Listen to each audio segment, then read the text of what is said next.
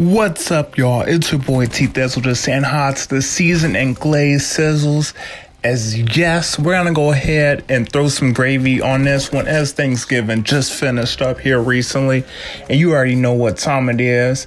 Getting ready to throw a nice one on the grill. I'm gonna go ahead and let this one sit on there a little bit longer, around 7 minutes. Let it get extra crispy, extra done on this one, as we playing on one of my favorite OG Call of Duty maps. That is Slums, and I don't even remember. I think they still call it Slums on this Black Ops 4 gameplay.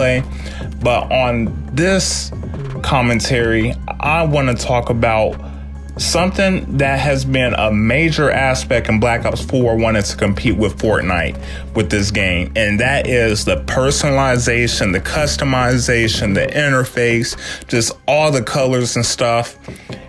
And that is what I believe Treyarch wanted to really compete with Fortnite on. So the reason why in the beginning of this gameplay, as you saw, I decided to have the part starting up to the match where your players are having their outfits on and they aim the guns before you actually start the match. And I did that intentionally just so you can kind of get a glimpse of what are some of the customization and unlockables that you get with some of the characters. Now, everybody knows a major aspect of Fortnite is to keep the content pretty fresh and keep things flowing and always feel like there's something new to the game. Even though you're not getting a new Fortnite every year, a Fortnite 2, a Fortnite 3, players still feel like it's always a new Fortnite because there's always new maps being edited or changed around due to certain seasonal events. You always got different outfits and stuff like that. And I feel like Call of Duty, they were like, how can we take advantage of some of that money? And that is another reason why they don't have story mode. But let's go ahead and look at some of the personalization here on Black Ops 4. So starting off with the unlockables, that is one thing that they wanted to match up with Fortnite on. On the unlockables, I will say from my experience, I want to know what you all's feedback is as well.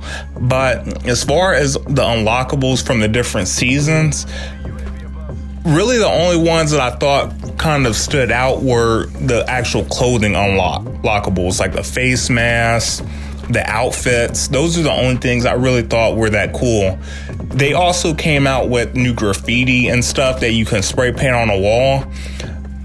I think they really just wanted to make it as close to Fortnite when it came to that stuff as possible, because they figured probably from a business perspective, what's the best way to start getting all these little kids' parents' money? Well, let's just do what Fortnite's doing. Let's go ahead and allow dance emotes and stuff like that. Let's go ahead and allow different emotes. So personally, I haven't used that in the game.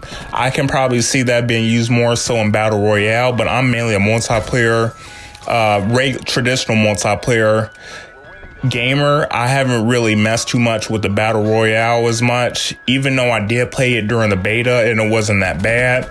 I just prefer the traditional. I get more of a rush with the close quarters combat and having to move around really fast instead of the more standing in the bushes waiting for somebody to come through the storm.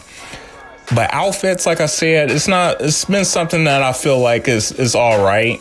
It's kind of cool to stand out a little bit more with outfits, but the season unlocks, there hasn't been anything from that that's made me go, ooh, man, I gotta get that. I can't wait till I hit that level on the season pass or season unlock to get that. Guns, I will say that is one thing that I feel like Treyarch did a good job. Camos have been a major aspect of every Call of Duty. Players always love showing off their camos and decorating their guns to really get pimped out. And the camos on this game, they did a good job on giving so many unlockables. You got the regular multiplayer unlockables. You got gold camos after you hit every challenge on a certain gun.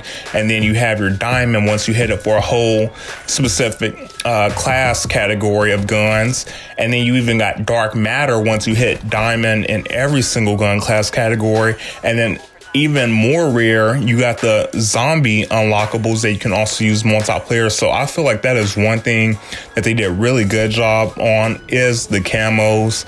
Of course, you got your traditional personalization with logos, been able to add that. And I haven't been able to mess with the actual personalization on the custom gun camos, but if I'm not mistaken, call me out if I'm wrong on it, I believe you can also create your own custom camos for your gun, which I think that's a pretty cool addition. I know in the older Call of Duties, you could just basically have a square logo, whatever was on your emblem that you had customized, you could put that on your gun after you hit a certain level. But I think it's kind of cool that I believe you can actually create a complete custom camo from scratch on your actual gun, which I think is fairly dope. Other than that, like I said, the biggest thing that they came out with, which was the season unlocks, that hasn't really impressed me that much. But other than that specific thing, personalization, colors, I will say that they matched well with. But that's not really too much on a personalization. That's more so talking onto maps. But as far as just straight customization, if I was to rate it on 1 to 10 as far as level of creativity, I'll probably give it a 6.5 or 7. It's average. The camos are pretty nice.